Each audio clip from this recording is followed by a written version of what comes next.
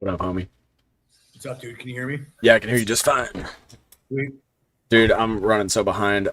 Give me just a few minutes, Yeah. and we'll get going. Here, make sure you can see this though.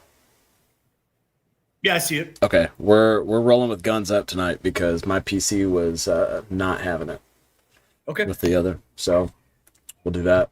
But yeah, I gotta get a few things and then we'll get going. The stream is already up too, by the way. So if you want to see the comments, are you on your PC tonight or your phone?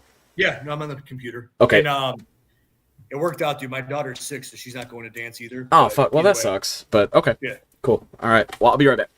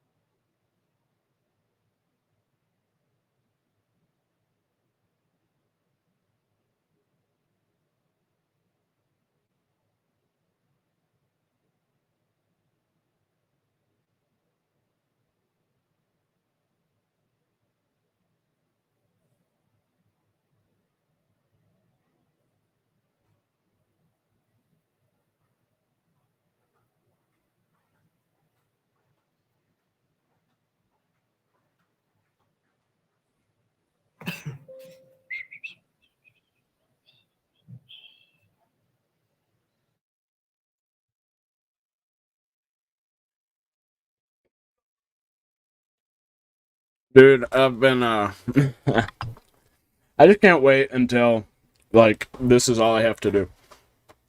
So then I can just be ready for it all the time. Don't have a bunch of crap to put together. Need a new PC. That would help. I haven't even really had a chance to look at this layout. So I'm not really sure what we're working with. So far it looks pretty good. So if you just go on the YouTube channel, or the YouTube video, you should be able to see it there. I need to find it because I don't even have the comments up right now. I got 2 viewers. I would like to kind of.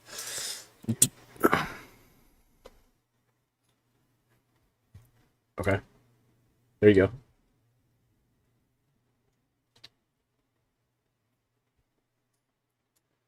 I'm going to this up here, I guess. There we go. Yep, it's on the YouTube channel. That's not what I want.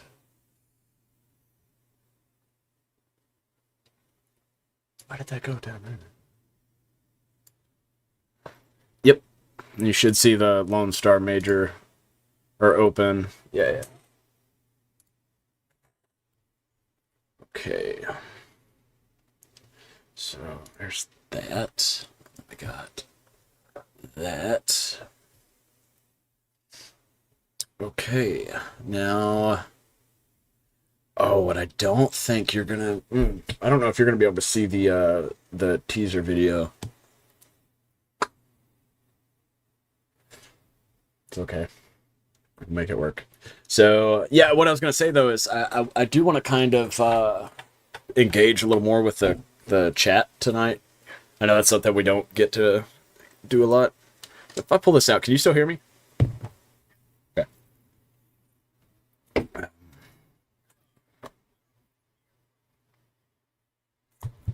Is it really?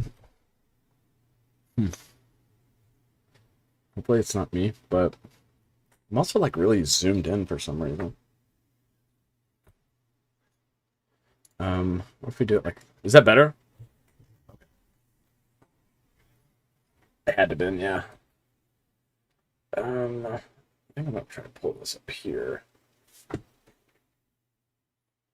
think I'm gonna try. Oh, they can hear us. What's up, guys? I do this every time. We're getting ready. We're about there. Uh,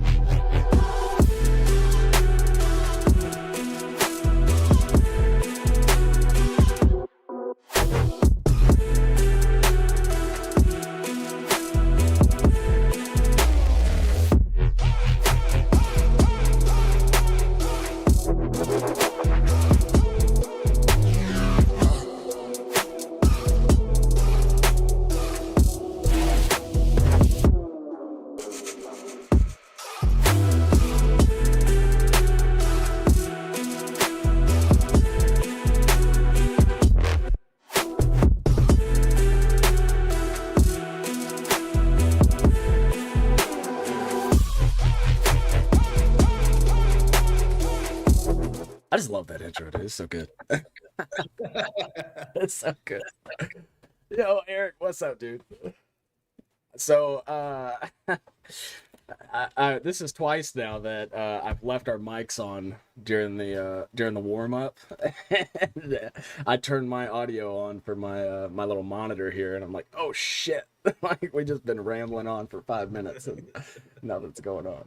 What's up, Steve? What's up, dude? How's your week going? It's Thursday. Let's put it that way. It's been a weird one. It's been a weird one, dude. This week is flying by, dude. Like I don't get it. It seems like the busier you get, though, the faster it goes. 100%. The older you get, the faster it goes. But Mm-hmm. you know what? No hospital stays this week. It's been a good week. Good, I'm good. happy. That's fantastic. That is fantastic. Well, guys, welcome to the show. This is Outside the Net. Tonight we're doing the layout review for the NXL Lone Star Open. It's happening 2 weeks from now. Well, I guess a week and a couple days from now. Where's that happening at, by the way? Garland, Texas? Yeah. Man, you think we're gonna see a monsoon at this one, Steve, or is it gonna be a? I don't, man. I think their planning is probably the best this year, not having it in May. Yeah. Yeah. I think we're gonna get lucky. Well, I hope so. Sad to see they switched up with Chicago, though. I have to say, like the fact that Chicago Open is not happening at all this year is a little upsetting to me, just because I'm from there and it was a nostalgic tournament. But it is what it is. I think Chicago's my favorite event. I mean, and like you said, maybe it's because it's close. Like it's not too far off for us. But and having Chicago right before Cup was always just a thing, right? Because second largest event of the year, right before the last event of the year. It was just something to look forward to. And now it's like how many people, I'm sure a lot of like Southern teams and probably some Californian teams, West Coast teams are looking forward to Texas, but I don't think a lot of Midwestern teams and East Coast teams are looking forward to Texas. Yeah. Well, we're going to get into it tonight. This one looks like a fun one, man. I'm excited. That snake, dude. I can't wait to look at that snake. That snake looks fun. But before we get into that, Steve, we do have something to show you guys, something we've been working on for quite a while now, and I'm just ready to show you guys. I've been pumped on this. So, hey, if you're in the chat right now, light it up. Let us know where you're watching from, and we're going to get this trailer rolling here. Second. Introducing the future of paintball. This is PBN, where our battles, our triumphs, and our stories live. A platform built for the players and the fans. Live tournaments, exclusive content, the game brought to you the way it was meant to be seen. The highlights that matter most, not just the pros, but you, your team, and the rivals you face across the field. Every breakout, every clutch moment. The first time I played, my story's a little bit different. The film room. Search your rivals, study their moves. Every match is archived. Winning is at your fingertips. The platform. The highlights, the film room. This is the future of paintball. This is PBN.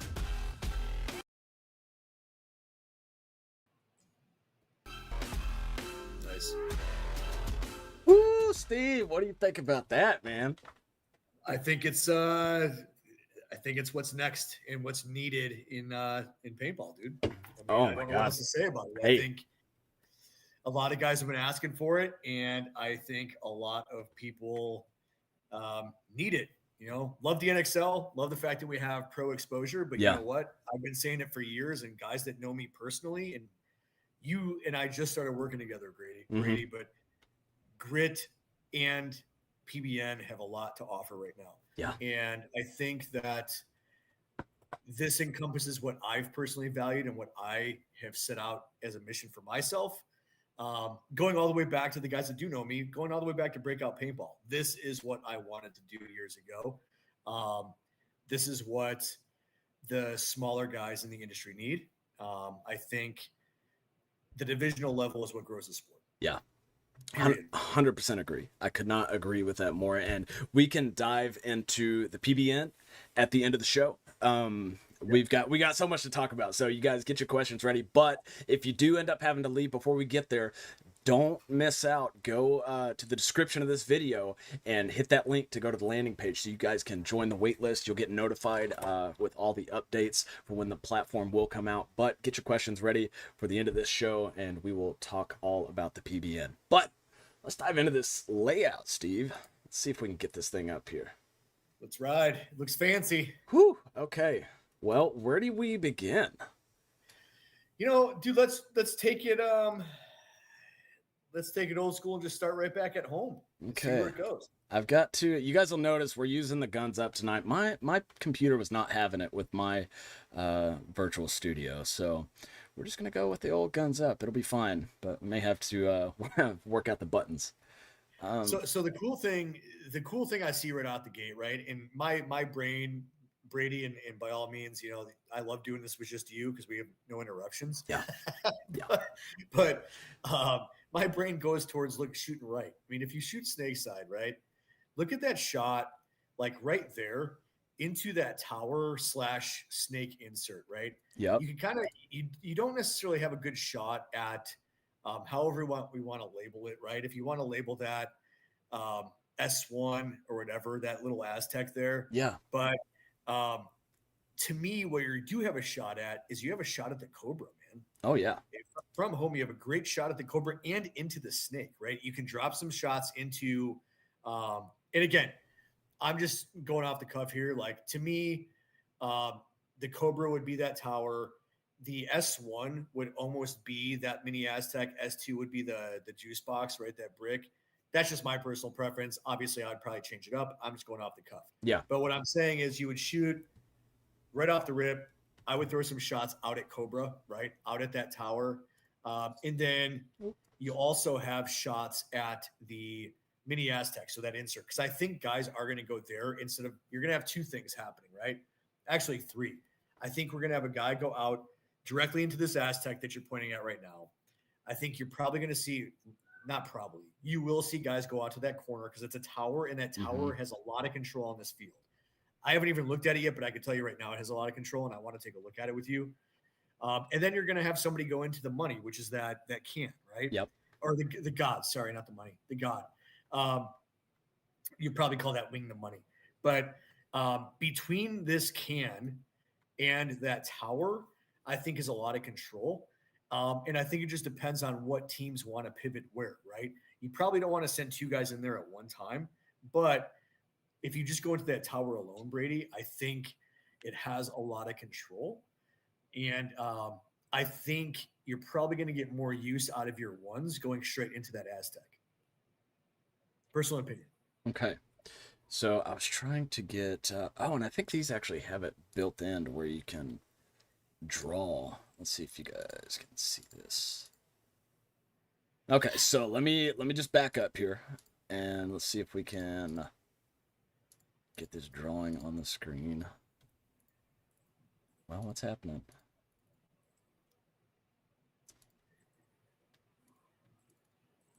That's weird. It is. It's like, oh, well, there it goes. There you go. Okay. So let's see if we can, oh, there, like that. Okay.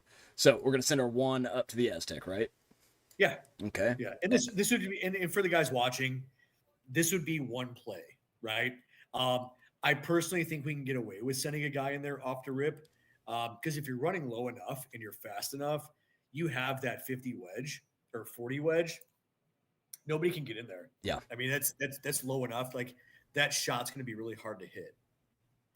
Yeah, and then the two we were talking about sending out to the tower, correct? Yep. Okay. Yep. All right. And I think you leverage your two, Brady, as a potential insert, right? Because if you do lose that body, body going into the S1 into that Aztec, this guy can just move up and do it the old school way and go straight up, Yeah, straight down into the outside into the juice box. Yeah. Exactly. Okay. Exactly. Cool. So let's dive into those then, and let's kind of see what we can do from each of those spots. Oh, I hate this so much. It's a different UI. You get used to something for so long, and then it's just ripped away. It's heartbreaking. Okay, so you got your heads up, right? Yeah, not too much heads up. I mean, what you could do is you can maybe catch some guys in the snake. It depends on if somebody's faster than you or not. You might be able to catch somebody looking on the inside, right? Right. But I really go ahead. Well, I was gonna say if you're this guy, if you're the one, there's no reason to stop here. There really isn't. There isn't. I mean, you might as well get straight into this mini wall, and then work your way out from there. Yeah, right. I don't want to say this layout just yet. This side of the field is going to be a race, right? How can you get in? Because if you get up here, you got to do exactly what you have the cursor at right now. Mm-hmm. Just look inside. Yeah. You look inside. You have that entire whiskey. For the audience, I always use whiskey as a cut on the D side, right, to lock that down. So to me, you have that entire whiskey cut. That whiskey cut's going to be from that. It looks like it's D2 into that wedge. He's not moving. You just have it to just sit here and go. You also have a lot of really cool shots, right? You have a shot on that D1. You can head check into that wedge and tell your back guys where he's at. You're pretty much preventing any center move at all, right? I mean, it's almost like you're a turret in the 50 snake. Yeah, yeah. You have a lot to shoot at from here. Yeah, I mean this whole area is completely.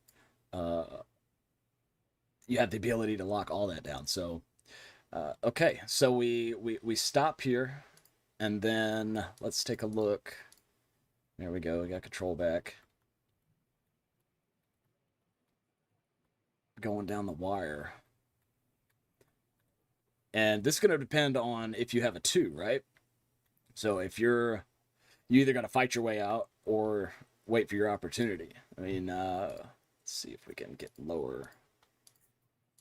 So I'm going to be up top here.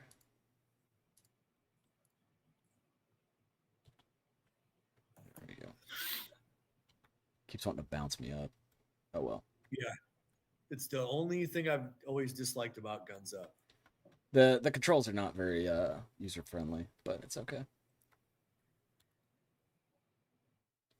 Right. Excuse me. In reality, is if you have a 2 in that tower, and I'm anxious to look at that tower here in a minute. If you have a 2 in that tower, if you get the green light to keep going, nothing's stopping you. For this reason right there, right? Like, obviously you're not going to stand that tall, but right where you're at, like right where the head of the player on the NXL logo is, you have that whole snake. Just shoot. Shoot down the wire. Shoot into it. I mean, this is super old school. Like, for those of you guys that have been around for a while, like, or some of you newer guys that know how to do this, like in a snake like this, you get enough. We have enough arc on our guns. Like, just shoot into the snake. Yeah. Shoot into those bunkers. It's going to bounce. That paint's going to bounce around in there. Oh, for sure. Absolutely. Real quick, where is Tom at tonight?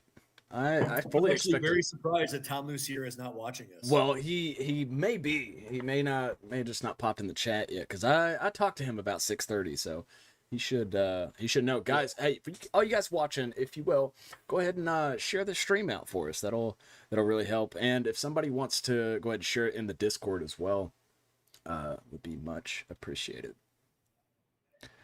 Okay, so we got our 1 spot, we got our 2 spot. Can we look at that too a little bit too, Brady? Like, do we have any shots? You know, obviously, in my personal opinion, would be this guy just shoots down the wire. Yeah. I think he does need to pay attention to the inside though, because again, just like that 1 spot we saw on the snake, this guy has a lot of shots as well, especially if he's playing high. Yeah. Because obviously, you know, he has the wire that we see, but if he looks inside, that inside shot, there's a lot of moves here that he can lock down, right? And a lot of them are blind, just so you're aware. Like, he can shoot that D side tower. He has that gap. He also has a lot of Dorito gaps, right? If you're standing up, you can see the tips of the Doritos on the other side. Yep. So if you're just throwing paint into there, you might be able to catch that D2 player just sitting there. Yeah, and like you said, that's a long shot. So the ability to lob right over the top of this little mini Aztec is there for sure. It's there. Yeah. Right. Yeah. And I think that there's a lot of missed opportunity, especially in the lower divisions, that if guys have this, I guess, this idea that if you can't see it, you can't shoot it. But you definitely can. You definitely can. I agree with that, Brady. And I think that's one thing that lower divisional guys can learn more, right? Like, oftentimes it happens a lot when I'm playing in practice. You'll have guys at lower division say, like, how'd you shoot me? I'm like, I knew the bunker was there and I shot at you. Mm-hmm. Right? I don't have to see you. I just know, like, on a layout like this, I know there's going to be a guy in D2. Yeah. Period. Yeah. Like, I can tell you just by looking at this layout that D2 is going to be a decent bunker to hit, especially off the break. There's going to be a dude in D2. Yeah. No, for sure. And that kind of comes down to, one, knowing the layout like the back of your hand. Like, you need to know every bunker on that field and what each bunker does, which is one reason we do these layout reviews. But you guys should also be doing this kind of stuff on your own, and understanding where the highest potential for bodies to be are throughout the match. So, yeah, good point there, Steve. Yeah. Okay, so where do you want to go from here?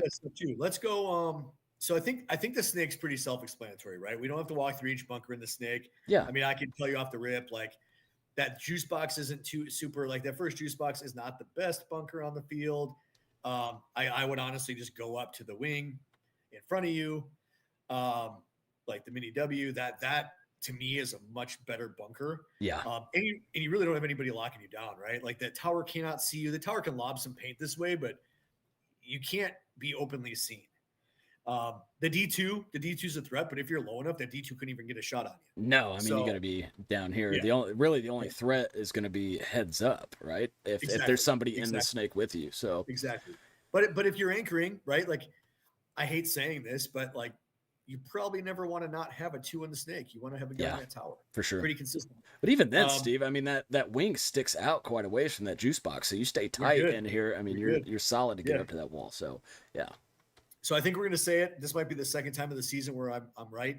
I think you're going to see the snake side win this tournament or win this. Yeah. I mean, we saw it. Was it Atlantic City where we saw it? Yep. So, yeah. Let's go to, just for a good laugh. Let's go to the can. I don't think snake side can. I think the can is a good safety net bunker. Okay. But I think the can has the almost identical shots as that tower does, if not less. Honestly, I mean, there's not much here. You can see the center. Yep. You can see the snake side tower, but in my opinion, the only reason why I would probably hold up here, and this might be for higher divisions, probably in particular pro, is if I'm getting cut off the rip going out to the snake side corner. Yeah. Because the guys at home are just tearing me up. Because you do have that shot, right? So in the event that, like, I send Brady out, he gets clipped, I send him out again, he gets clipped, I'm like, Brady, hold up at the can. Yeah. Right? I think that's what this bunker is for. Mm-hmm. Okay, so let's see. I mean, do you think, though, that one way or the other, you can put a body in that snake every point? Yes. I mean, like you say, if your two's getting cut off right there, how do we get back to? I mean, you can even Brady, you can even send a dude up to, I'm going to call it the money. You can send a dude up to that mini W, shooting up the gut. Like, he can use that nipple to shoot up the gut and dive over.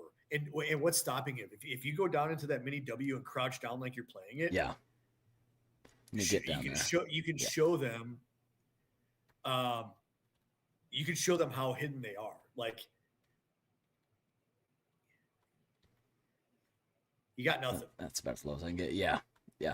There's a slight gap. Like, if you look into the center, like, you got a little bit of a gap. Like, the home guy can actually shoot over into this gap, and you might see a lot of guys shooting that cut. You also have that, I think it's a D-side can.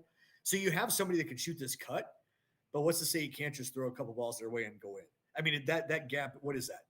10 feet? Maybe 10 feet. I think each one of these grids is 10 feet supposed to be. So so it's probably like 8 feet. I mean, that's that bunker's on the center line there. Yeah. Right? Yeah. So, and you stay low and you go fast. I mean, you're before they even pick up on you, unless they are specifically targeting that gap. You should be fine to get in. For my lower divisional teams, because I can tell you the pros are going to do it. That is a cut that should be from your home player. So your home player should come off the rip, shoot snake side, right? And then shoot that cut. Yeah. Because you can see that cut from here. Right? So like you almost come off the rip, you'll call snake off the break or call red alert right away. Because if you see that guy going to the snake, but if you don't see anybody going to the snake, I would assume he held up at the money, which is that mini W. Yeah, so obviously right there. But if we're, I mean, are you talking, would you say shoot right over the top of that? I'd go deep. There? I'd go deep, dude. So, I'd shoot right where your cursor is. Right even over that. Okay.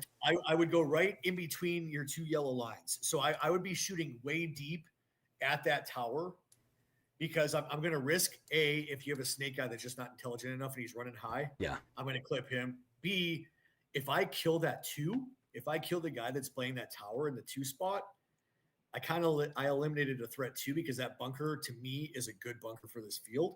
So if I kill that the Cobra off the break, that tower, that's a huge kill. You're almost hoping for a twofer right here. One or the other. You're gonna kill the 2 running out to the corner, or maybe clip a snake trying to run in. Right. That makes perfect sense. Okay. Right. All right. So there's our home spot. You want to take a look onto the D side? That's right. Again, some cross shots on the snake from the can. Let's call this Delta. Some decent cross shots, right? I think this guy, I have not looked at the left-hand side on the D side yet, but I think you can leverage this guy for however you want to set your breakouts up, right? So you're going to have a home guy. That home guy is probably going to be a pivotal player because you could make some center moves on this field if you wanted to. But I think that home guy is going to do his thing, shoot off the break on the snake side, and then probably pivot out to the D side. So I think what that home player can do is go into that Delta, because you do want to send a dude off to the Doritos off the rip, Brady. Like, that's doable. Okay, can we go back to what you just said though about the home pivoting out? I think a lot of guys have this, I guess, mental block or whatever you call it, where they just don't know what that moment is that says, okay, now is my time to pivot out to one side or the other. So what do you think that is? I mean, can you give a generic description of how to know? I can't think of it. Yeah. So hats off to Mike Collins, who used to coach the Bandits, because he had told all of us, he used to preach this, right? A coach is going to own the first 15 seconds of a game. The coach doesn't own the whole game, right? He does not. For those of you that want to blame your coach on things, after 15 seconds, it's you as a player, right? That's where the paintball IQ comes into play.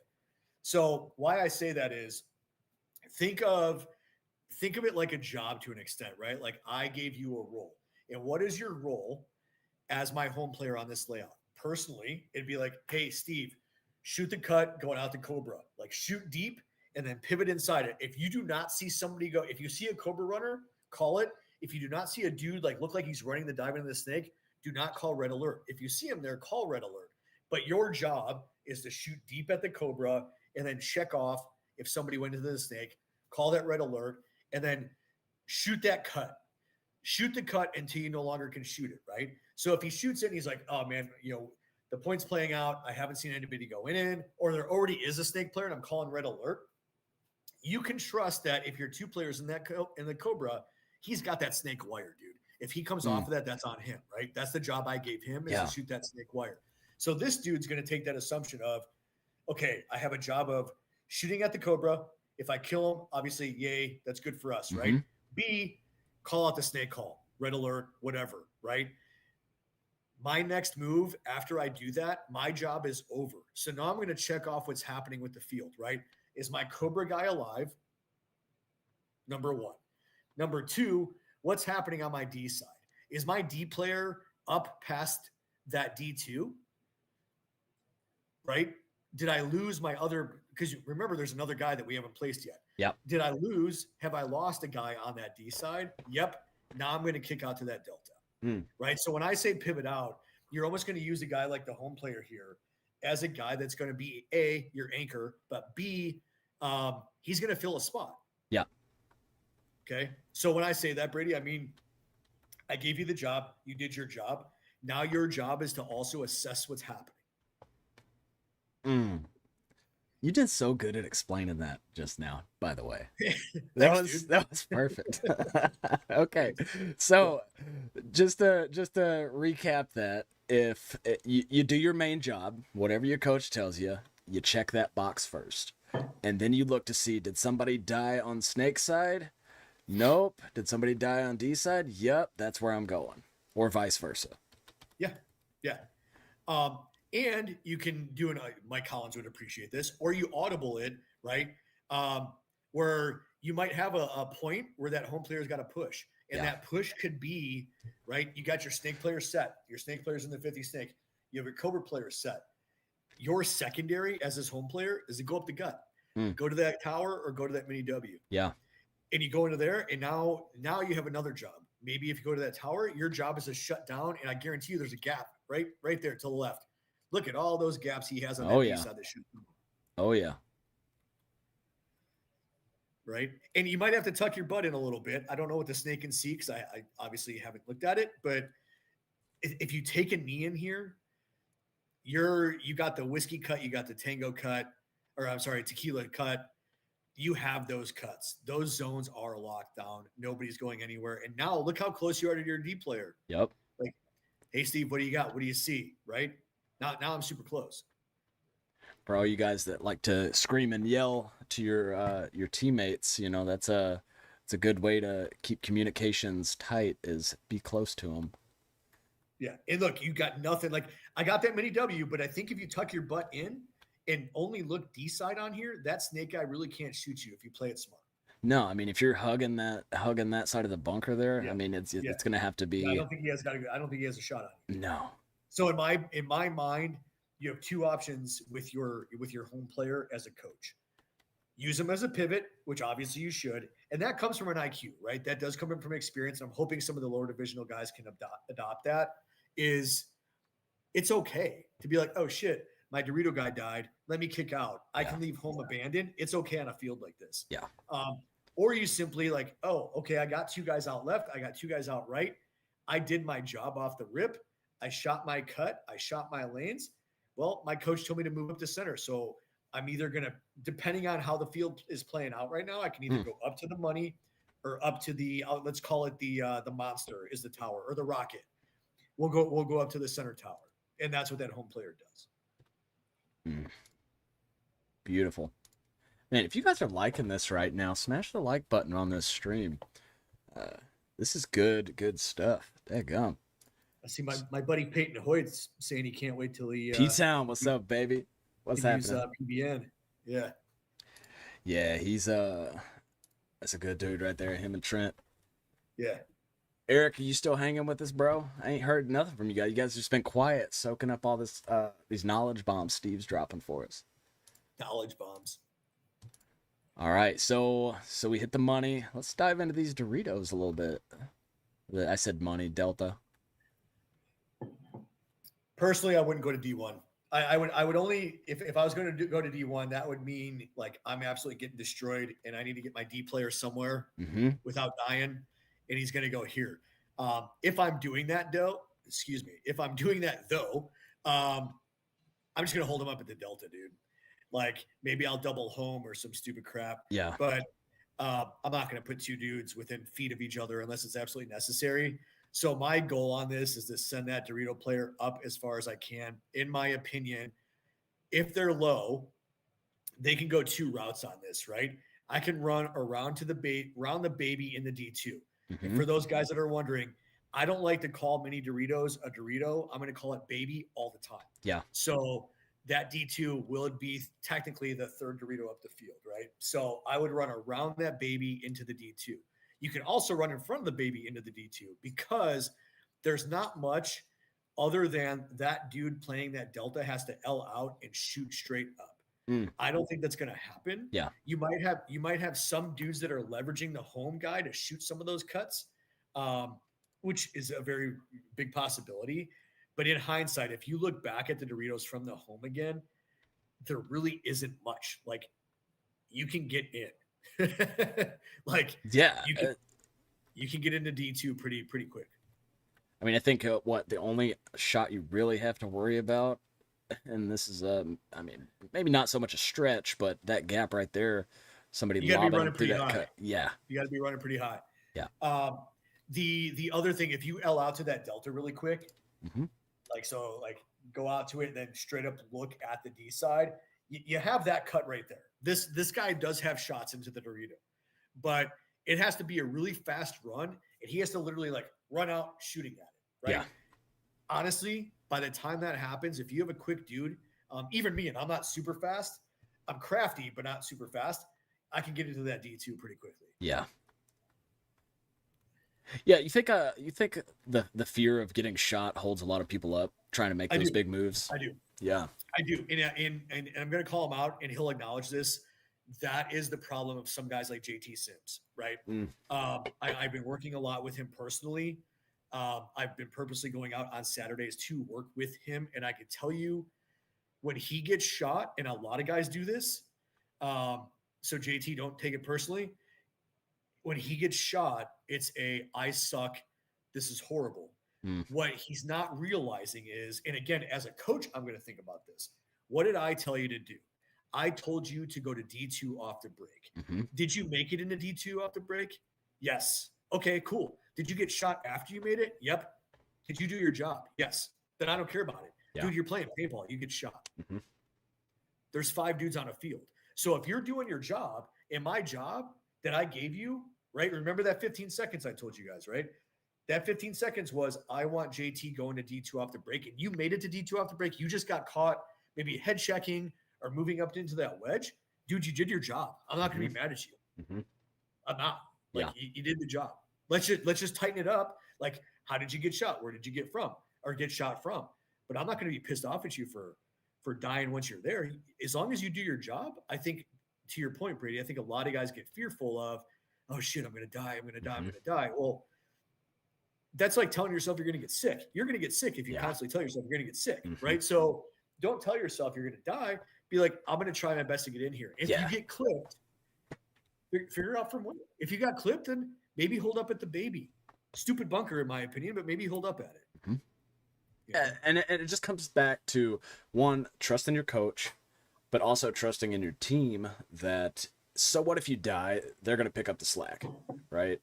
And then it comes down to practicing these moves religiously to, it's like beating a horse to death, you guys got to be going over every single scenario so that by the time the tournament comes, you guys are as prepared as you can possibly be. But I love it. Okay, let's move on. What are we calling these little wedges here in the Doritos? Yeah, I'm thinking. We can, whatever. I mean, I would call them, because you can be pretty basic with the bricks, right? You can call the brick like Monster or something like that, or Texas, and then you could call the 50 Dorito brick just 50 Dorito or Disco, something like that. But speaking of Disco, the wedges, you can just do Sarah and Donna, right? Mm-hmm. Sarah being the snake side wedge, Donna being the Dorito side wedge, right? That little one there, name it something stupid, man. Like Omaha, Beast, something that stands out because it's a weird ass bunker. Mm-hmm. You know what I mean? Yeah. So that's what I would. I am not a fan of the Beast, that little wedge in the 30, I guess you would call that. Yep. Or 20. Really, it's really well, I guess it's a 30. I'm not a big fan of it. I don't think there's a lot of, from what I can tell, I don't think there's a lot of shots there. I mean, you can see the D side tower and you can shoot the home from there, but you can do the same thing from the D2. No, but I think you're going to see it played more than it should be. I agree. Because I think what you might see happening, because this field's so deep, I think you're going to see guys. I think you're going to see guys go around the can into the D1. Yep. And use the Beast to move up the Doritos.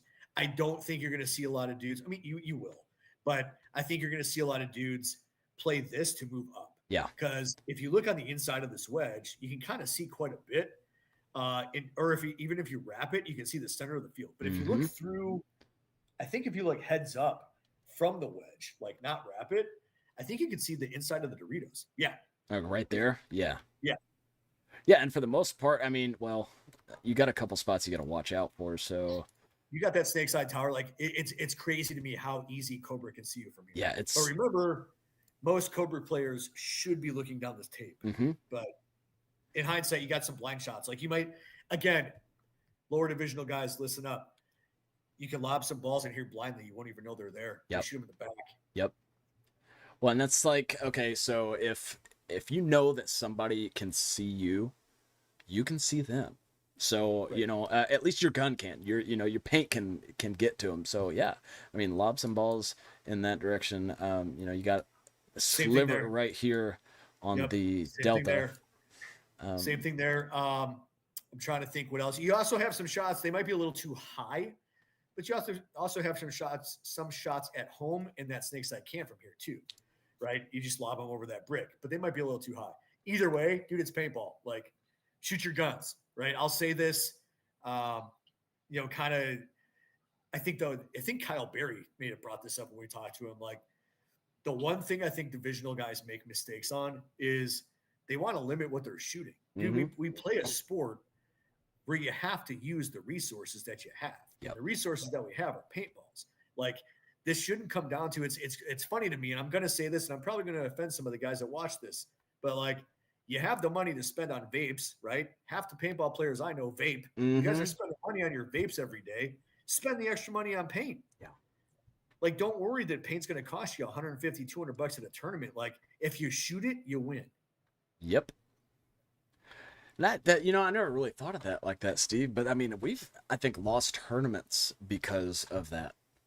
Like literally just like, okay, we don't want to spend another $300-$400. Right. Like, are we gonna people play the sport like we're playing with pea shooters? Yeah. Like, you have to get out of that mentality. And I will say this, and I wish Tom was on here because Tom would agree with me.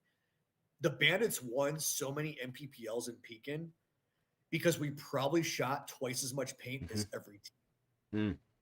And you would have teams come to us and be like, dude, we couldn't leave our bunkers. Why? Because Tom Lucier was in the center bunker shooting 13 pods at you. Yeah. Yep. Like, that's all he would do. Yep. Like, Tom, if he is watching, is probably like, yep. Because Tom was that guy. Remember the 15-second thing, right? Tom's job would always be, and I can't tell you how many times I played it like on the same side as Tom, because I always played the Doritos. Tom would go to like that wedge or that tower. Like, literally, Tom's job would be, Tom, go to the center tower and shoot the whiskey cut on the D side the whole game. That's all Tom would do.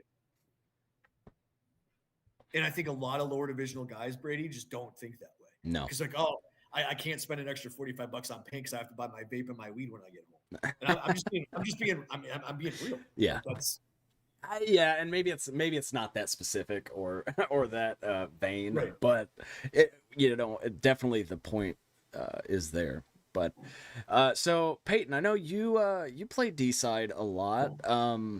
Do you have any specific questions? And for any of you other guys, like throw your questions in the chat because we want to make sure you guys are getting all your questions answered live here. So as we move on into the D2, because I don't think we've even really looked at the D2 yet. Nah, let me back up. I want to look at the Donna. I hate these controls so much, Steve. It's terrible. It's so bad. Okay. So you wrap on the Donna. You got perfect shot in on home. Yep. Assuming somebody's still there. I would just create that your home, man. Like, that's like, if you have the clear, you clearly know what's going on. Like, you can live out here pretty well. Now, I wouldn't get caught with your pants down, right? Like, the other dude could be right in front of you, shoot you in the pack, right? Yeah. Get you off guard. I have seen that happen. I've played layouts like this where, like, dude on the other side of me thinks he can, play these wedges super open and he clip into the side of the head, right? But this Donna, you have a lot here. There's so much opportunity. I could see right away. I mean, you got the shot in here on the snake, and then anybody moving forward, you got the inside of the 50 brick. Yep. You could lob them over into the Cobra. I think that's Delta right there. The tower. I mean, it just goes on and on. This might be the most dominant bunker on the field, especially at least on the D side for sure. Yeah. Hey, someone asked, what is the D side or center shot on the Cobra? So the D side shot would be, can you go back to the D2? I don't think there's a shot. I got to go back. Yeah, there's a shot right here. There's a blind shot from D2, right? If you shoot up, because remember, most guys are going to be playing that bunker standing up so they can shoot down in the snake. So you do have a blind shot from the Dorito side here. I don't believe you have one from the Donna. So I would say your D2 is probably the best shot. You do have one from the Beast. Yep. Same thing, right? You have a blind shot into that Cobra. And I think your question was a center shot. Center shot would obviously be like if you're in that center tower. So let's call that the rocket. You clear as day, you can shoot back at that dude, right?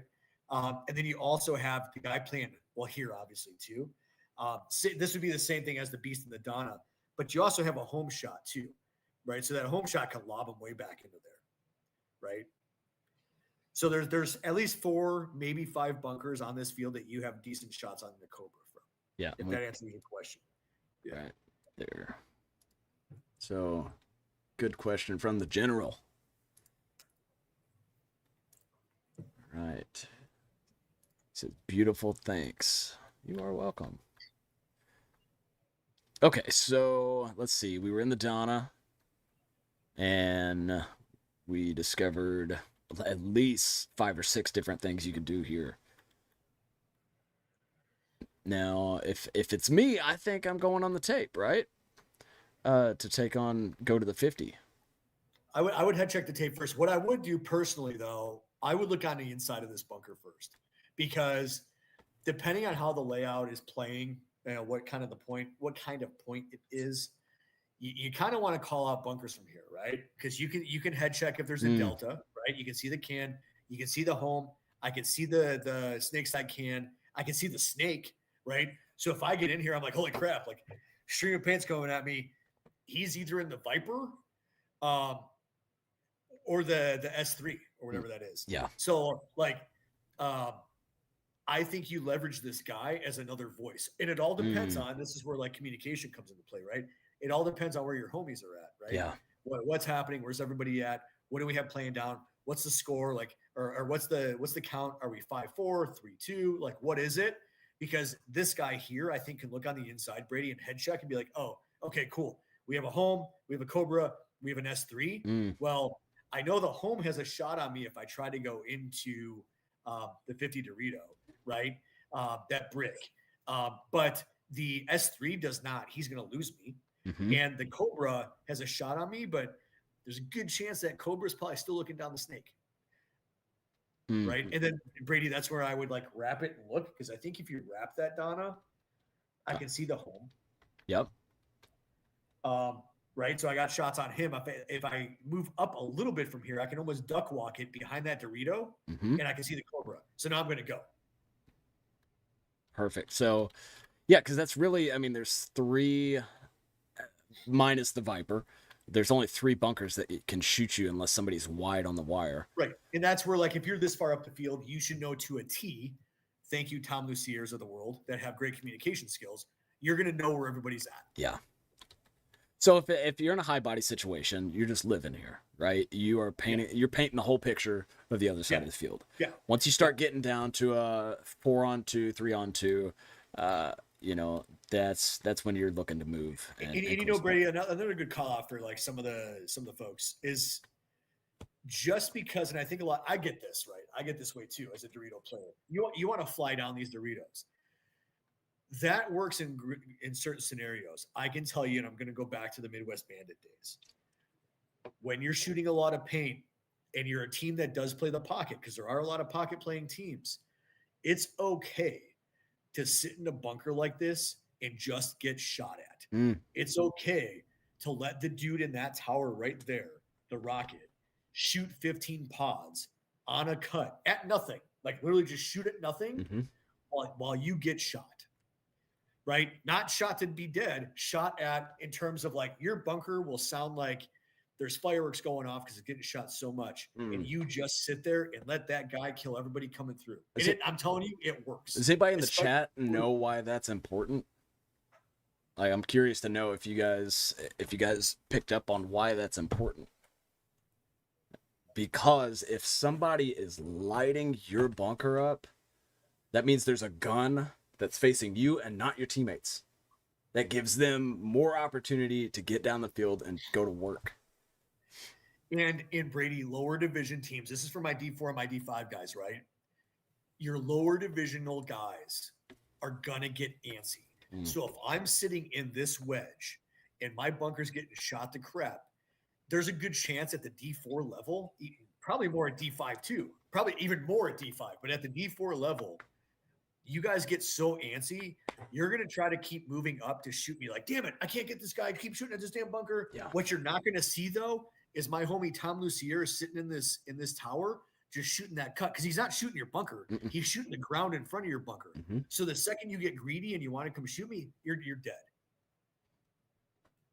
Perfect. All right, so we looked at the Donna. Let's look at the D3. I think we've moved up here yet. Same thing, man. I mean, I think you're a little bit more prone to get shot maybe from the snake, but if you wrap it, if you just kind of hunker in and kind of do like a butt tuck and just stay right there, like you're good. Yeah, you're so good, and you just it's bait and switch in my opinion. Do you think there's any benefit to being here versus being in the Donna? Because from my perspective, the Donna, you have way more coverage and you could see arguably more from the Donna than you can here in the D3. So I would come here depending on, again, where my field positioning is. If I know that we have a Denver meaning the D side's clear. Yeah. But I know that there's center players and snake players. Yeah. I'm going to play up this way. So now I'm playing the field diagonally. Yeah. Right. So I'm coming out of the Donna into the D3 so I can gain leverage as to what's happening. Because if I go from the Donna into the 50 Dorito into that brick, there's a good chance they're going to shoot me because I just made myself super wide open. Yeah. But if I play it diagonally and I go into the D3, now I'm gaining a little leverage and they're going to lose me because they're going to be looking at that cut going in from the Donna to the 50 brick. They're not going to know I'm in here. Yeah. So one thing I can do, Brady, is I can look on the inside here and bam, like I just clipped that Cobra and he's like, oh crap, how did I get shot in the face? Yeah. Because you thought I was in the Donna, buddy. Yeah. I'm not. You know what I mean?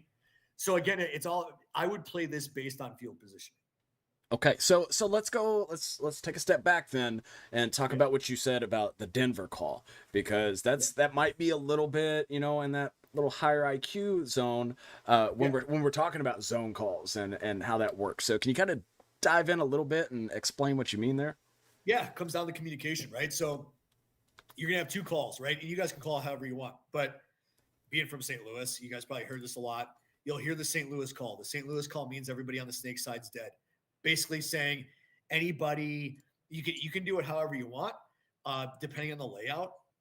But on this layout, I'd probably say if you're calling a St. Louis, it's exactly where Brady just drew that line, right? If I'm calling a Denver, it's where Brady just drew that line, meaning that I know there is nobody from those cans over, or on the snake side from that mini W over. In other words, I know that if I call it Denver, I know that all I have left is home over to the snake. Yeah, basically is left, and that's a highly important call, because if I get called a Denver on the D side, I'm golden, man.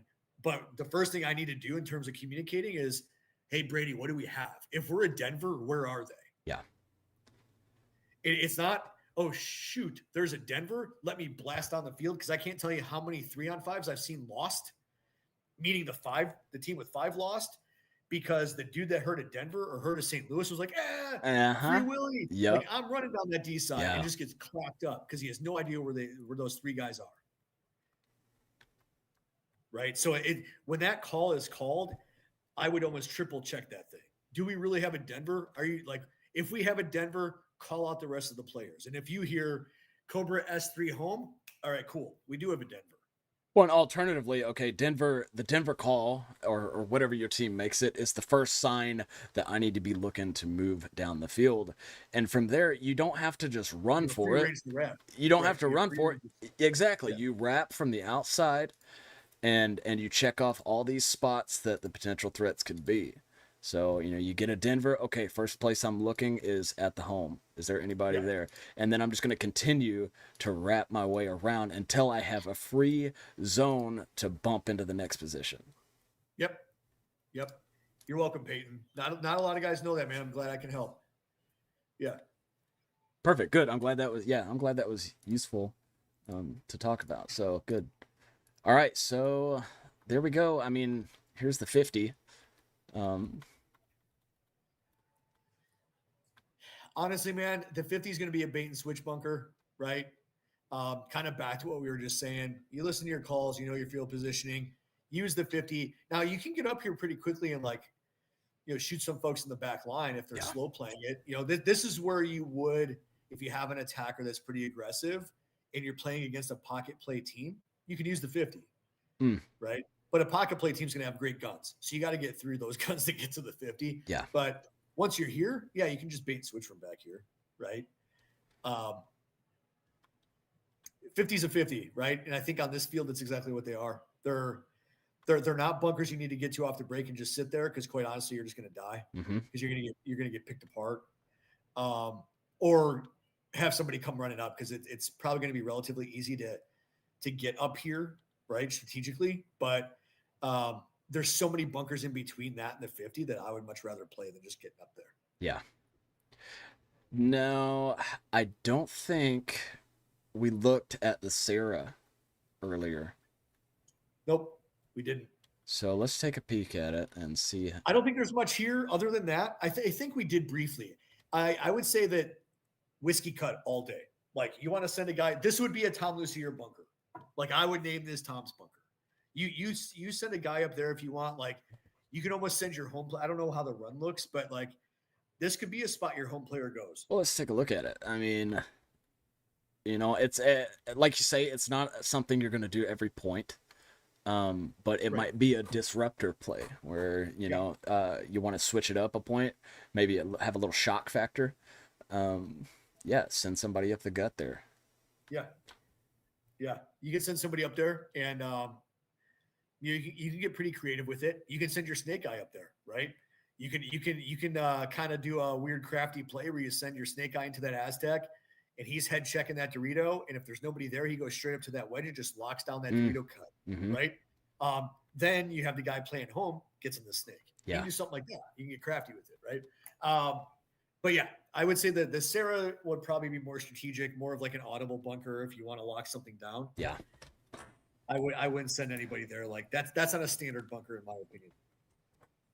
Yeah, and kind of like you said though, kind of switching it up to where maybe your snake guy starts off at the home, whoever your typical snake player is. I think a lot of guys get locked into their roles. And something I've learned over the years is that you need to be able to play every position on the field. Do you agree with that, Steve? 200%. Every position even though on it's the field. Not a real thing. 200%. Yeah. I mean, you could go any way you want to. Like, Tom, we spoke quite a bit about this a few weeks ago. Like you don't have your home players, you don't have your snake players, Dorito players. You have first attackers, you have second attackers, you have third attackers. When your ones die, your twos become ones, your threes become twos, become ones. So, but those guys that say they can't play a bunker, in my opinion, and please don't anybody watching this take this the wrong way, but there's a lot of lazy guys out there that want to say, I don't play snake, I don't play Doritos, I don't play up the center. Let me tell you guys something. I'm 43 years old and tore my ACL last year. And I think either the first or second time I got back on the field, Brady was actually at AV. And where was I, Brady? I heard you on the sidelines be like, is that Steve? I was in the 50 snake. And I've forced myself, I've been playing since 1999. I've forced myself over the decades. I play every position, every single one. Yeah.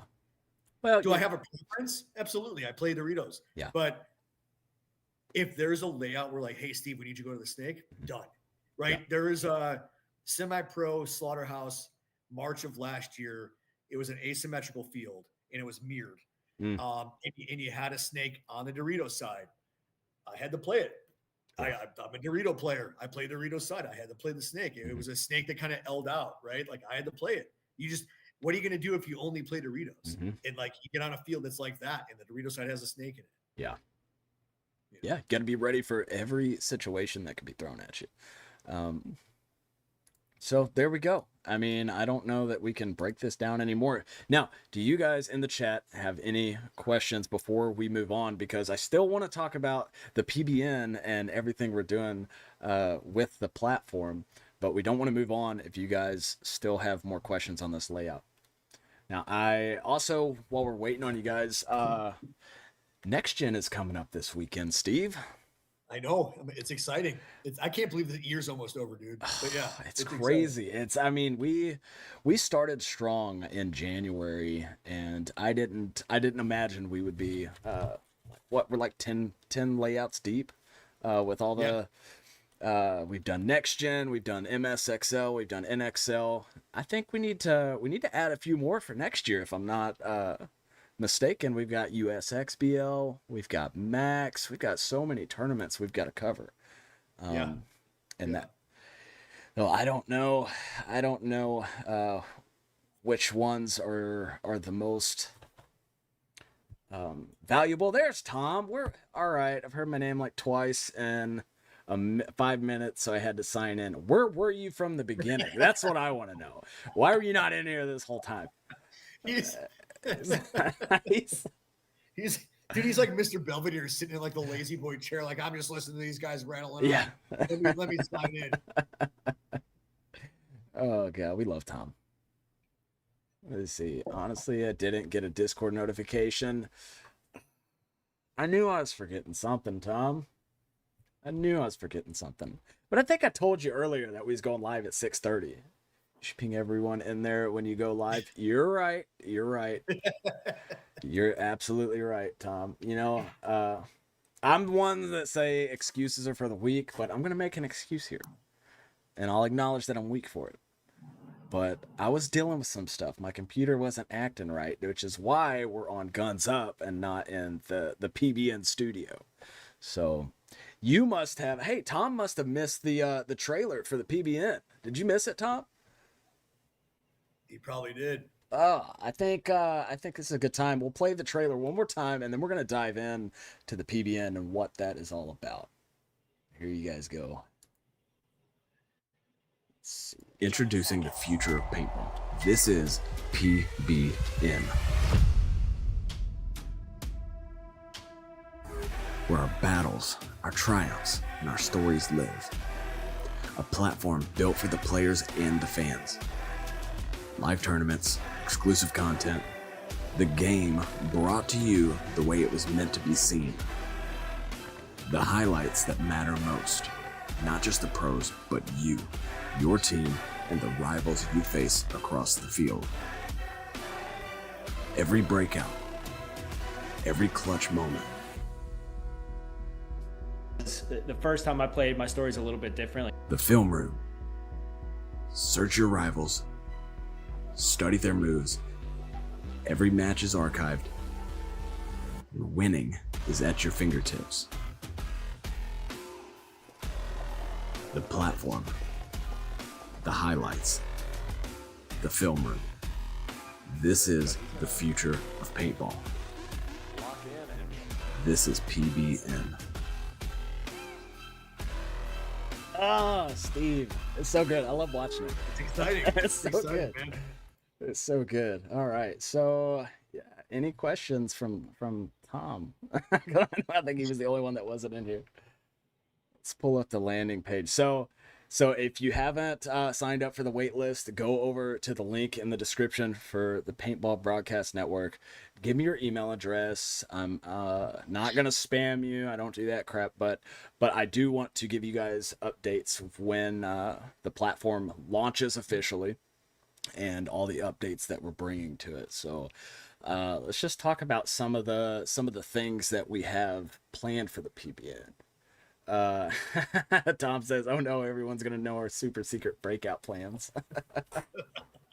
Yeah, man, that's the beauty of it, Tom, because you get to know theirs. Like, this is something I think one is completely divisional paintball is completely undercovered.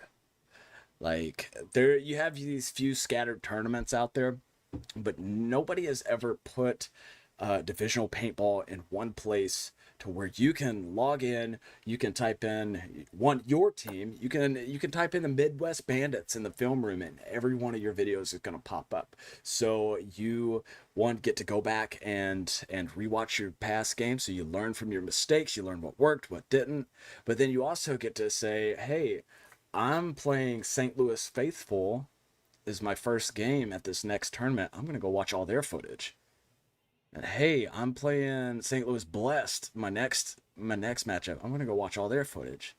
And now you've completely scouted every team in your matchup. Yeah, and it's super exciting, Brady. And not to kind of take it to a next step with PBN, right? Like, think about every other sport, right? There's footage, there's a channel that you can watch, ESPN, things of that nature, right? Where you can watch other teams regardless of divisions, right? Mm-hmm. And you're learning from them, whether you're in MMA, BMX, whatever, you're watching your peers, right? We don't get to do that, right? I get to go on, if I'm playing D4, I have to go to AV Extreme or the Ranch and like watch these dudes play against me on a Sunday. Yeah. Or I'm going to watch pros. I'll be frank with you. Watching, if you're playing D4 or D3, like watching pros is okay, but you want to watch guys at your level. Yeah. Really, to see what they're doing, right? Number one. Number two is, I'm going to be a little controversial here with PBN. There's a lot of lower divisional teams that don't last long, right? So frankly, if I was a coach, I'm signing into PBN and I'm going to watch that snake player that's playing for a St. Louis Faithful. That, not saying St. Louis Faithful is not going to last, but I'm just saying, like, I'm using you guys as an example. Like, you guys might last a season, right? I'll be like, oh, Brady played snake for them. I'm creating this new D3 team. This dude has potential. I'm poaching him. Yeah. And I'm going to watch all his matches on PBN. Yeah. Yeah, and just to back up what he just said about St. Louis Faithful, like let's be clear, most D5 teams fall apart after the first year. That's kind of where we're coming from. Also, you guys are top of mind with us, so yeah, I mean that's exactly right, Steve. And you know, we just wanted to create opportunity for divisional players to be able to watch their own footage. Like, that was the biggest thing for me when coming up with this. But let's talk subscriptions. Tom's asking how much it is. Okay, so I don't want to. I'll tell you what I'm thinking. I'm just going to be transparent with you. I don't know what exactly the initial buy-in will be, but I'm thinking like $9.99.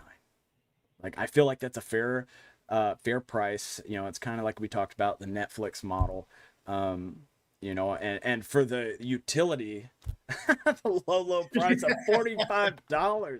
Tom, what kind of subscriptions you paying for, brother? That's if you're telling me you think that's worth $45 a month, thank you, Tom, because that's amazing. But no, I mean, it's less than the price of a Big Mac to be able to have this utility. Now, again, back to like some of the vices we have, right? If you have time and money to spend on those vices, you can pay for a subscription to PBN. For sure. And not only the film room, like, that's obviously the biggest part of it for us. You know, now let's talk about live games. Okay. With the way the platform has to be built out, will live games be on PBN day one? Probably not. But that is something we will figure out very early on. What'll probably happen is all the live games will still be on our PBN YouTube channel, which will be rolling out after tonight, since we were waiting on the official announcement. But then everything will be databased into the film room for you guys. What I wanted to talk about, though, is the original content that we're going to be putting out on PBN. And this will be a segue into what you wanted to talk about tonight, Steve, with the upcoming clinics. But, you know, all your favorite creators is our end goal, is to have exclusive content on PBN. So these layout reviews will be going on there. You know, podcast But then we talked about, what else did we talk about, Steve? Documentaries. Yeah. Of local fields. So like, Yeah. let's say some of the biggest things that aren't covered ever in paintball is like mech tournaments. Your mech, your pump, but your scenario games. Like how cool would it be to have a whole docu-series, like a 3-part docu-series on Ion that was filmed on here? Or like we said, like MagFed, right? MagFed's Yeah. such a tight-knit subculture of paintball that nobody really even knows about. Yeah. And like half these dudes that play paintball play Call of Duty and stuff. Like these dudes are real life playing it with paintball. You don't hear about it or see it, you know. And one thing I want to add, Brady, is we also want to encompass this in like the Toms of the world will know what I said earlier on in the cast tonight, and that is like breakout paintball meant to be something very similar to this, and that is a sense of what we want to bring to PBN is allow an outlet for the local media guys to get involved. Yep. We have a lot of great guys, even just in St. Louis, that take really great video and really great pictures, right? And then you expand that to the Midwest. And there's these dudes out here that are phenomenal, right? Look at Dane Hawkins. He came a long way. I've known him forever. But we want to allow an opportunity for these guys to make a name for themselves, work through PBN, work through us, create a documentary. Maybe somebody wants to create a documentary about the ranch, about Next Gen. Dude, go do it and get in touch with us because we can certainly house that video and that documentary here. Yeah. That's it, man. And so just for the vision, I want you guys to definitely think like the Netflix of paintball. You're gonna see the overall picture of what paintball is. Hey, Antisocial's in here. What's up, dude? Glad you made it in. See, Peyton says, I remember the breakout days. Still got your stickers on some of my pots. Hell yeah. Thanks, dude. It means a lot.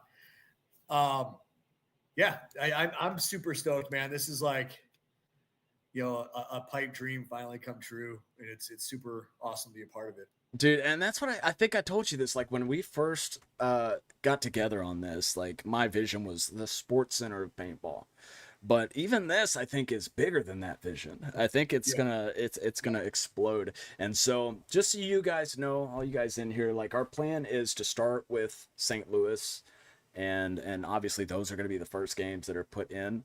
And then we're going to, as fast as possible, expand across the Midwest. So we're going to go to our MSXLs and our Maxes and these other events to completely fill this out. So, yeah. Anybody got any questions? Let's see. Tom says, I've definitely stolen pods with breakout stickers on them. You got to win in that pod game, bro. He's the master of pod stealing, dude. You want to talk? I think Tom's asking about the tech before we get into the other piece of it. Yeah. I mean, what do you want to know, Tom? Because I know we could go on for days about the tech side of it. I don't want to bore everybody to death with it, but what specifically do you want to know? Because I could go different ways with it. Are you talking like how are we going to stream the cast, or you know, how do we plan to bring up the production quality across the states with the level that these tournaments are providing now? Because that's part of this, you know. Obviously we got to start with our own cast, but then we're gonna try to help these other guys bring their quality up to a higher standard as well. Or are you talking about the actual website itself?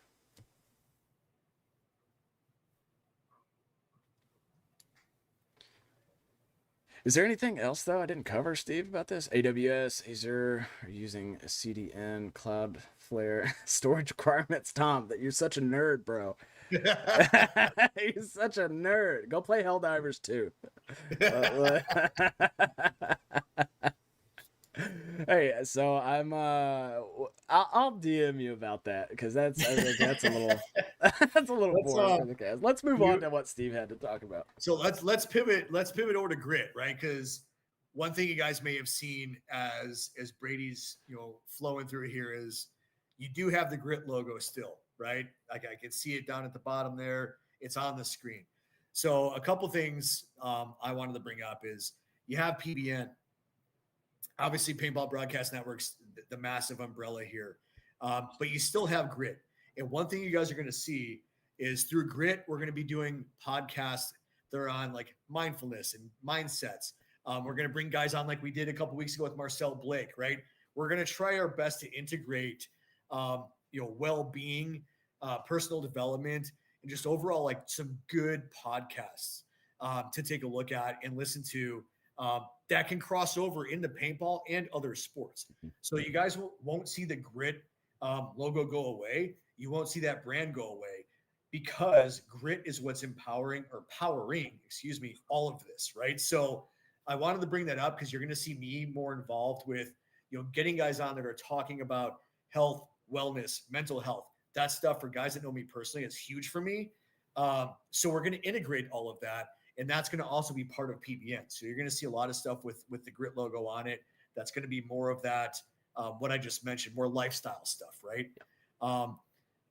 Any questions or anything to add on that, Brady? No, I mean, I think you nailed it. I'm kind of moving into this role of I've got 1,000 different hats I wear, but the designer, the platform guy, and kind of taking on the tournaments themselves to put them on the platform, and so I'm supporting you, you're supporting me, type of thing.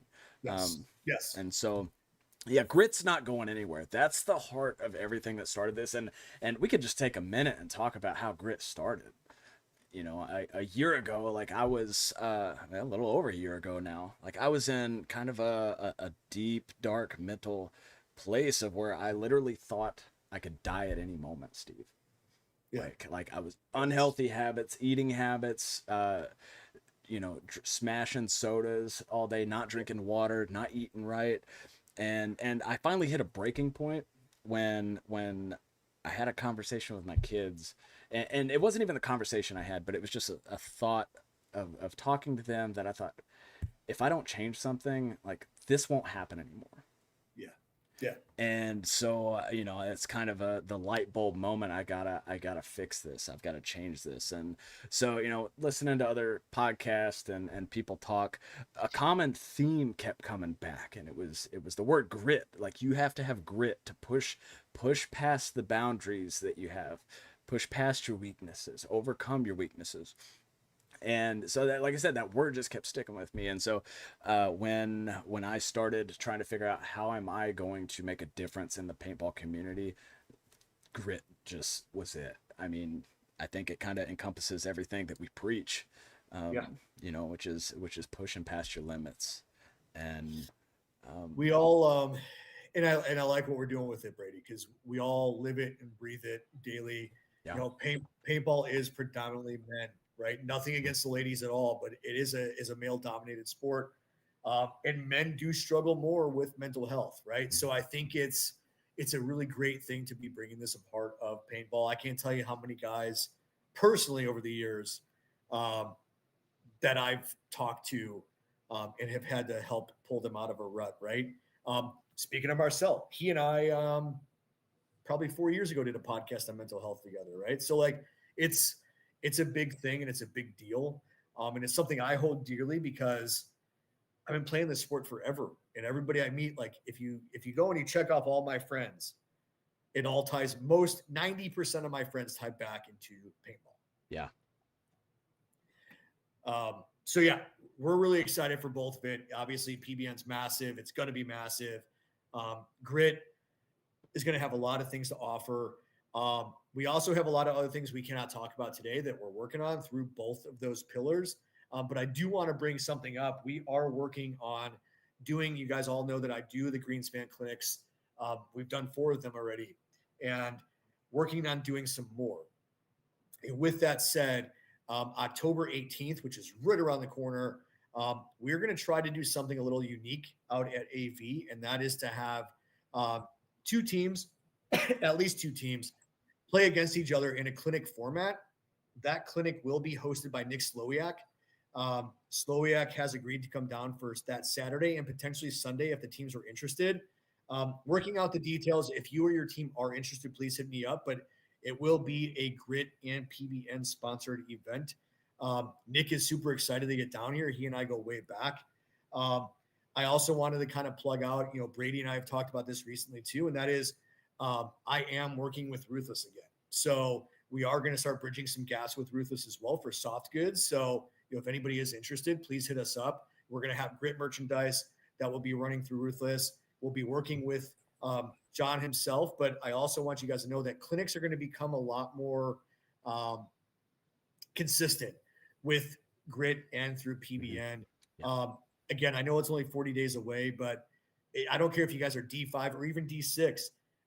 Nick is coming down here. It won't be terribly expensive.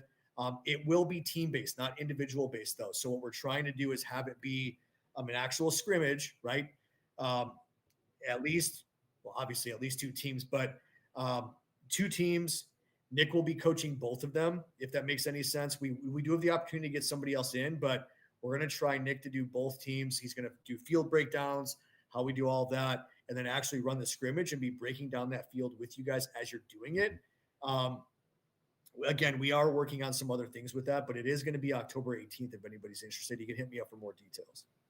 Yeah, that's phenomenal, Steve. And so let's kind of jump back a little bit with the tie-in with PBN there, right? So we talked about having clinics as part of it, and so we want you guys to be at the clinic. That's first and foremost. But let's say the players that aren't able to make it, or somebody that lives 5 hours away that just can't make it to this clinic. That's my role in being a part of it, is to film it, to tell the story, to get the fine details from whoever's running the clinic and put it on PBN. And so that's kind of the other side. You're not just watching game footage. You're actually going to have tangible, what's the word I'm looking for, Steve? Tangible content that you can utilize, other than just game footage. So it's a all-encompassing deal, and I am pumped for it. So what date was that? October 18th? October 18th. It's a Saturday. It will be at AV. Still working out some details, but I do want to share it with this group here first. Yeah. I know there's a lot of lower divisional teams in St. Louis that honestly I think can benefit from it. And I wanted to do something different this time and not just have a clinic where individuals show up. I want this to be an opportunity where we can have 2 teams, even if it's one squad split into 2. We have, 2 teams playing against each other, where we have a pro like Nick breaking everything down. Right. Yeah. Here's how I pick who's starting. Here's how we break the field down. Here's what we do. Kind of back seconds. Like, he's going to work on setting that stuff up with you guys. I kind of like that idea too about, maybe if there's less players. Usually these clinics, you have 25, 30 people at the clinic, but if you're looking at more like 15 to 16, like, it gives you a little bit more of that one-on-one with the coach, and it may be a little more valuable even than these bigger clinics. And I like the idea too of actually running a scrimmage so you can see how you're playing and not just running drills. And I think that's why a lot of guys don't sign up for clinics too, right? A lot of guys don't sign up for clinics because they don't want to do those drills. They don't want to do that stuff, right? Yeah. But I think if we offer it at a scrimmage level, you get to play with a pro watching you, and a pro like Nick he's not gonna criticize you. Right? He's going to simply break it down. And this is a dude, he's local. A lot of you guys know him. He's been around the sport forever. So it's a little less intimidating. I don't know if you guys got intimidated by Greenspan, but it's a little less intimidating because, Nick's a little bit different of a face in the industry, right? Yeah. So I think it's a good opportunity. And frankly, for the followers and the supporters that we have, Brady, this is a good test for us, right? And that's why I'm offering it to this group. Like, hey, spread the word on this, because this is almost like our soft launch, because we do want to expand, right? In the event that I can make this successful with Slowiak with 2 teams, then in the spring, when the season starts again, there's other guys I can bring in. Yeah. And have maybe 4 teams. And then we can have like maybe a challenge, and we can eventually move it to where we have like our own Midwestern combine. That's what I was going to say. Do you want to call it that? Like the combine is such a big deal. And I would love nothing more than for our St. Louis community to start pumping out pro players. I've told you this, Steve, like my dream in paintball is to be able to pay every pro player a living salary. Yeah, we talked about this. So I mean, if we can start pumping out pros, that's a game changer. And it all comes down to what we're doing, Brady. Like, these guys have to watch footage. You have to take your life and your health seriously, right? Look, we all have vices. Like, I get it. You guys are going to see me on these podcasts sipping bourbon. Like, it is what it is. But, like, if you want to get somewhere, I just heard a guy on Saturday when I was out at AV. He's like, my dream is to become pro. Awesome. But, like, there's a lot of work behind that, right? Yeah. Are you ready for what that entails? Yeah. You know? I mean, anytime I start with a new team, my first question is, do you want to win or do you want to have fun? Yeah. You know, that should be the first question that's answered by a new team. And are you guys on the same page with that? Yeah. Yeah. And a prime example is you go to practice on a Saturday or Sunday, right? Watch the guys that are out there, you know, lollygagging, they're showing up late. They woke up at 11:30. Watch when that happens. Yeah. Right. And those are the guys you can tell, like, you're just in this for fun, man. You're a weekend warrior. And that's okay. Right. That keeps the industry going. That's cool. Yeah. But you can't be that guy and say you want to go pro when you're sleeping until 11:30 and showing up to practice at noon. Yeah. Well, and as the sport grows and it becomes more athletic, you know, if you're not hitting the gym, you're gonna fall behind. You know, if you're not eating right, you're gonna fall behind. So it's just stuff we could go on and on, Steve. so many ways we could go with this. Well, guys, we're coming to an end. Steve, do you have any other important news for tonight before we get off here? No. Other than, you know, I'm gonna kind of piggyback, and I know you're gonna ping Tom, but I know Tom put this in here, and I just want to allude to this at a very high level for the team, for everybody watching, is there is a lot of work that's put behind what we're doing. Yeah. Right? When we're asking for subscriptions, it's not going in our pockets, guys. Like, I'm not BSing you. Brady's not BSing you. Like, this is not cheap to do. We strongly feel like this is something the sport needs, right? And I don't have to call anybody out here. All I'll say is, we've tried to go national. We've tried to do this at a big scale. Like, we've had these discussions, Brady and I have. And the reality and what humbled us was there are people that don't want to bring any of this nationally. So we were like, you know what? We're going to keep this to our roots. I'm born and raised Chicago, and I lived in the Midwest my whole life. This is where we're going to grow this. Yeah. Right here. Yeah. Yeah. You just hit a spot, Steve. I wasn't even thinking about that, but now I'm just fired up. Oh, yeah. And with that said, like, you're talking about two dudes that have always wanted to do something that, frankly, guys, like, it takes a lot. It takes a lot to make something like this happen. I could tell you guys, and maybe I go on a tangent here, but every ounce of every dollar that has been made with grit has paid for grit, and I can tell you it's under 1,000. Like, if I'm just being transparent, and so that's, you know, months and months of me paying for the websites and paying for the subscriptions that I use just to build the platform. Right. So I'm saying all this to say that I love what I'm doing, but at some point I've got to make it a career. And that's where I see this going. That's where I want it to go, but it's for the players. Like, I want to give as much as I possibly can back, but to do that, at some point I have to be able to do it full time. And, you know, like, I work a construction job 40 hours a week, and then I get off and I come home and I do this because I love it, Steve. I know you do, man. I know, and that's where, like, I like the guys to hear that, right? Like, we both know, like, I'm already being asked, right? Like, how many times a week are you going to talk to Brady? Are we going to hang out? Like, like, and I know you get the thing, you get it too, man. Like, it happens, right? Yeah. But that's how much work is put into this. And to piggyback again, because Tom asks for a good reason. He says, I don't think people are aware how much the back end or something like this costs to maintain. So I can tell you, with storage and with the platform costs of the website itself, you know, we're talking thousands and thousands of dollars a year to be able to take this full scale. And that only happens with people like you that want to see it grow and want to support the cause. Because I don't know if you guys know this or not, paintball is declining nationwide, probably worldwide. But with what we're putting together, I can see how it can take a turn and start going back the other way. Because unlike some of the other guys that we're hinting at, we want to see the sport grow. We genuinely want to see it grow for the right reasons, not to line our pockets, not to do, not in a selfish way, but so that we can continue to give to the next generation that comes up and bring them into the sport that we all love and care about. This paintball saved our lives for many of us. That's what we want to do. Yeah. That's what we want to do. Yeah. So. Yep.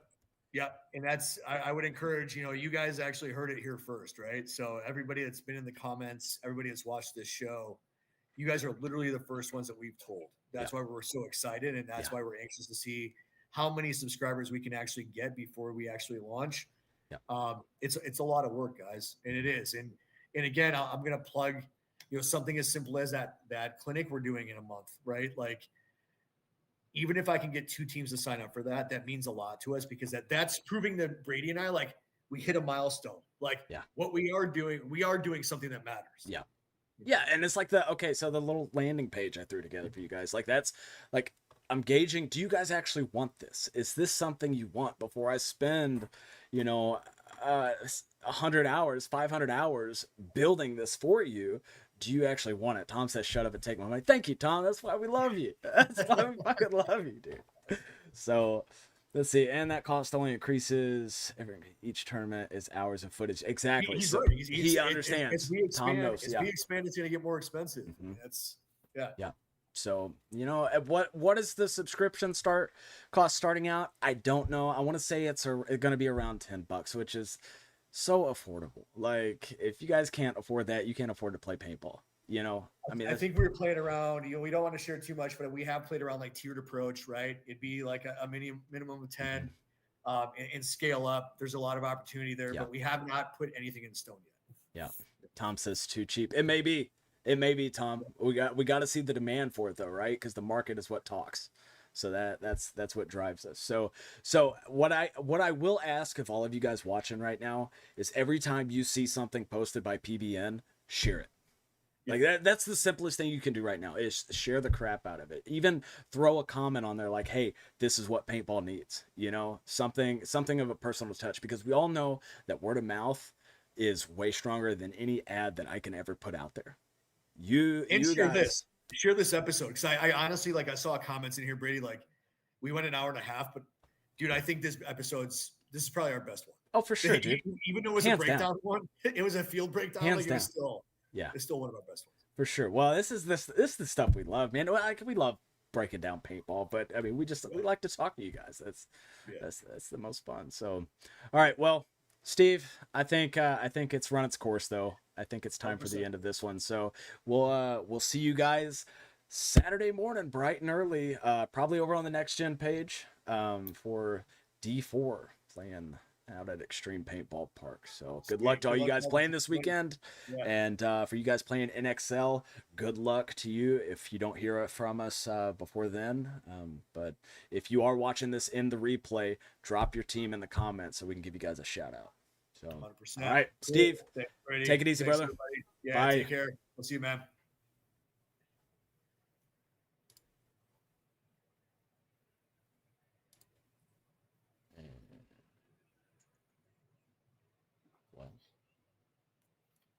Introducing the future of paintball. This is PBN, where our battles, our triumphs, and our stories live. A platform built for the players and the fans. Live tournaments, exclusive content, the game brought to you the way it was meant to be seen. The highlights that matter most, not just the pros, but you, your team, and the rivals you face across the field. Every breakout, every clutch moment. The first time I played, my story's a little bit different. The film room. Search your rivals, study their moves. Every match is archived. And winning is at your fingertips. The platform. The highlights, the film room. This is the future of paintball. This is PBN.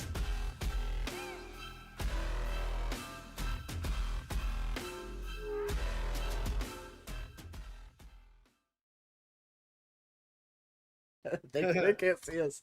We're trying to shut the stream off. It won't go away.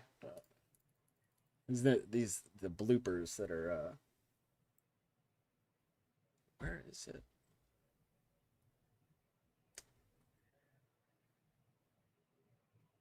Well, I'll figure it out. I know all 8 of you guys are still in here, so you guys are still just watching me fumble around trying to shut the stream off, and I can't get it. You'd think I'd know better by now. Well, let's see. Let's throw that up.